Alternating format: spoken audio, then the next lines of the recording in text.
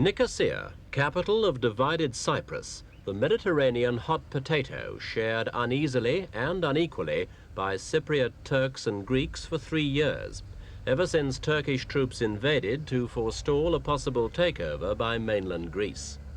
Since then, there have been problems. Greeks made homeless, wrangles in the United Nations, a row which threatens support for NATO's southern flank. But perhaps the greatest shock came last month. President Makarios died, and with him went 17 years of rule, which may never again be matched.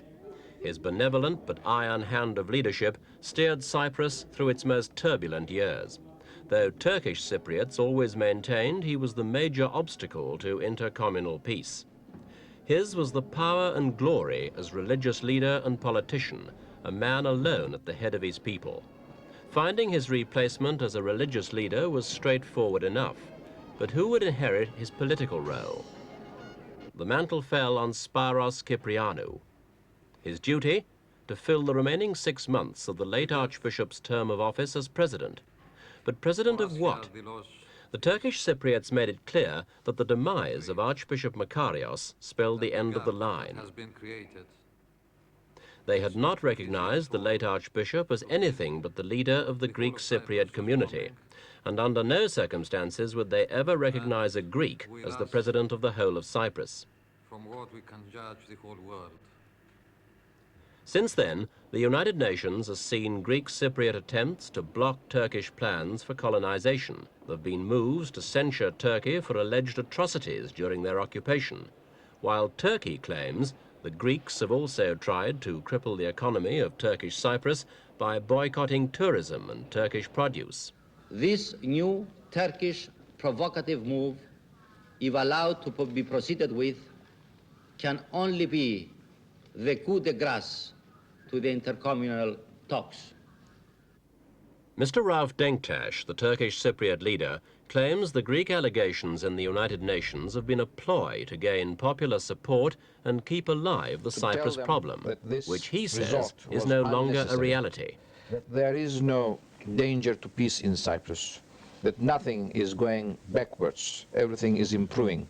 Greeks are making good on their side, we are making good on our side, and there has been no shooting, no violence for the last 3 years. Everybody has been rehabilitated, and life is good for us and is not bad for anybody else. It is good for us because we have full security in Cyprus, and we have peace in Cyprus today. Peace there is in Cyprus, but the Greeks disagree the situation is just. On their side of the so-called Green Line, the Greek Cypriots have 70% of the population, but less than half the productive land. Do you really feel it's fair for about a quarter of the population to occupy half of the island? Well, if that quarter of a population is the actual owner, and has been so, of 32.8% of the land, then it is fair, and it is unfair that these people should be expected to give up their land to the Greeks, or 12% of it, land which they have defended from 1963 to 1974 at cost of life and at cost of great sacrifice.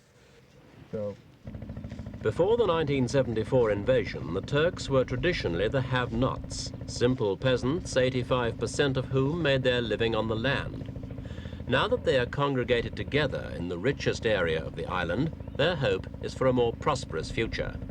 In fact, the Turkish Cypriots have less of the business acumen and enterprise of their Greek neighbors. And with the present tension and instability, investment in the Turkish sector is low, apart from constant transfusions from the Turkish mainland.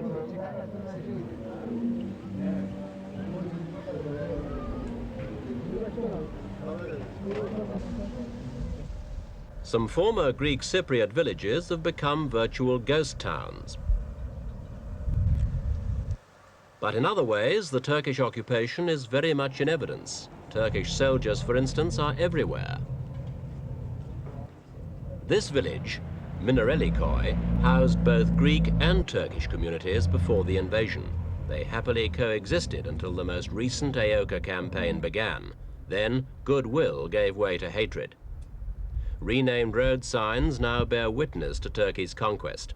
And there are other imports from the mainland. Galip Adalan is one. He's a Turkish engineer brought over to settle, at least long enough to train Turkish Cypriots to take over some of those technical jobs formerly handled by Greek Cypriots. Galip sees his emigration as a patriotic duty. He's not sure he'll stay permanently, but he's willing to play a part in colonizing northern Cyprus, helping shape what the Turks call the federated state. As much as half the population is made up of people like him. For instance, some mainland farmers have already tried to homestead here, though many found the climate and land too difficult. They've pulled up their new roots and left.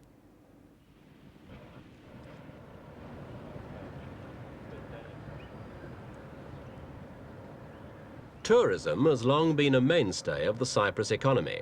The Turkish north has the best beaches and tourist centres, but it's a long haul preparing such war-ravaged hotels for business. It's planned to restore them in 8 phases, and so far workers have completed 2. An even greater problem is that of access. For even if foreign visitors could be lured back, they'd have trouble getting into the Turkish sector. At present, the alternatives are by ferry from the Turkish mainland, or on the very few Turkish airliners which serve the island. Tourism is certainly the key to economic viability, but first the Turks have to appease world opinion and convince other countries to open up routes by air and sea. This economic embargo really is dependent upon how successful you are in making your part of Cyprus, the part that you have captured and claimed now, viable and successful. So how long can you hold out? I think if we look back 2 years, this embargo was 100%, let us say, effective. Today, it is 70% effective. So it shows that we are making headway, and we hope that by next year we shall have full direct flights from a number of countries around the world.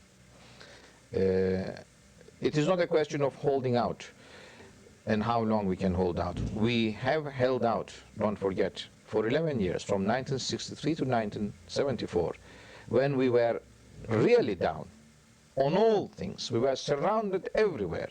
We were treated as enemies of Cyprus, and we had no security at all. We didn't know what would happen tomorrow. We had no economic life at all for 11 years. And we held on because we knew that if we gave up, we were finished in Cyprus.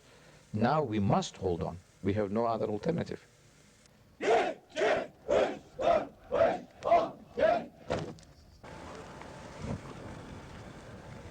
There are currently 30,000 Turkish troops garrisoned in the north.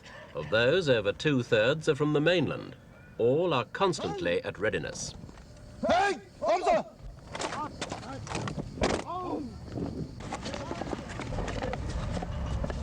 It would be a very unwise Greek general who launched an attack against Turkey's forces on Cyprus. For the Turkish mainland is only 50 miles away, and reinforcements could arrive in a matter of hours.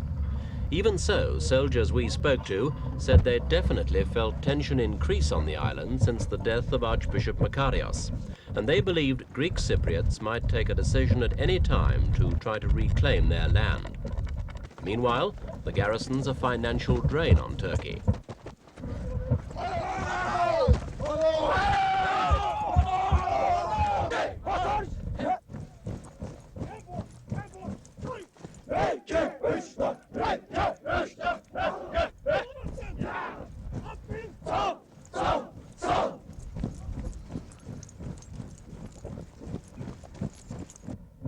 There are signs of unrest.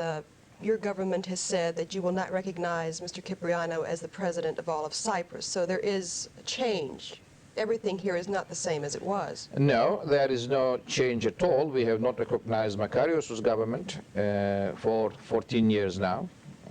We have not recognized the man as the president of Cyprus for 14 years. We are now saying that with his passing away, there is a new situation, and the world should look at the legality and the morality of asking the Turkish community to recognize a person as the president of the whole of Cyprus when there is no such reality in Cyprus. The realities have changed. And this is the way we could do it. That's why we have made these statements. What are the new realities? Well, the new realities are that with Makarios, the world deceived itself that there was a continuity of presidency, at least, because he was the first president elected. Now that he is gone, that continuity fiction is dead and buried with him. And therefore, the world has to look at it. What is Cyprus? What is happening in Cyprus? Where are the Turks and where are the Greeks? And are the Greeks able to rule the Turkish area at all? Does their writ run at all? It is no use pretending that it does. It doesn't. It hasn't fought. No. Turks who will never leave Cyprus lie here at the first beachhead established during the invasion. The monument's named after the first Turkish soldier to fall. But there's no need for man-made reminders of the hatred between the two communities. It lives on in the hearts of those who experienced at first hand the horror of the brief but bitter war.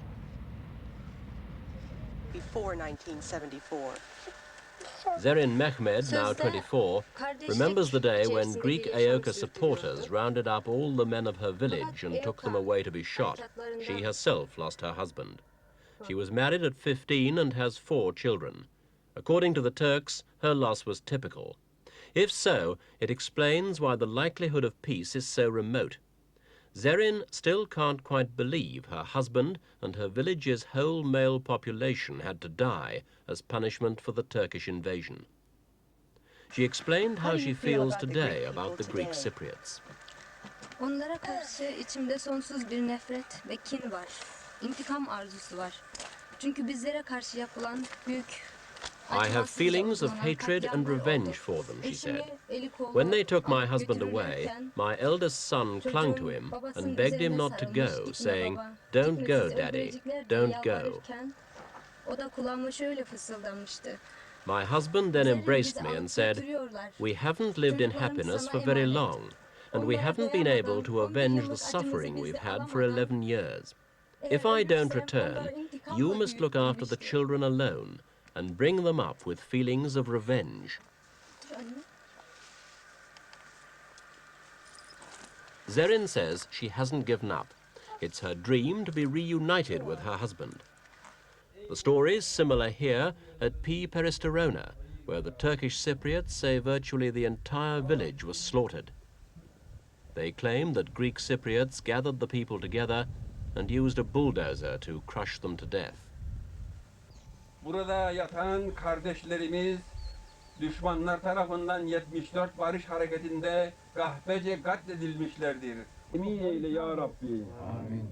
Turkish Cypriots today are angry with the world outside. They're condemned in the United Nations as an illegal state. Yet they're convinced their only crime has been to take what was rightfully theirs.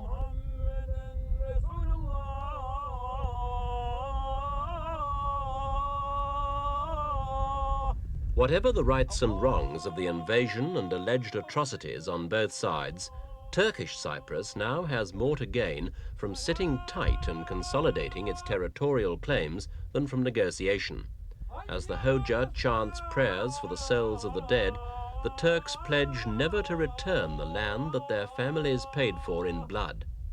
And it's that sentiment more than anything which makes a settlement in Cyprus still seem a long way off.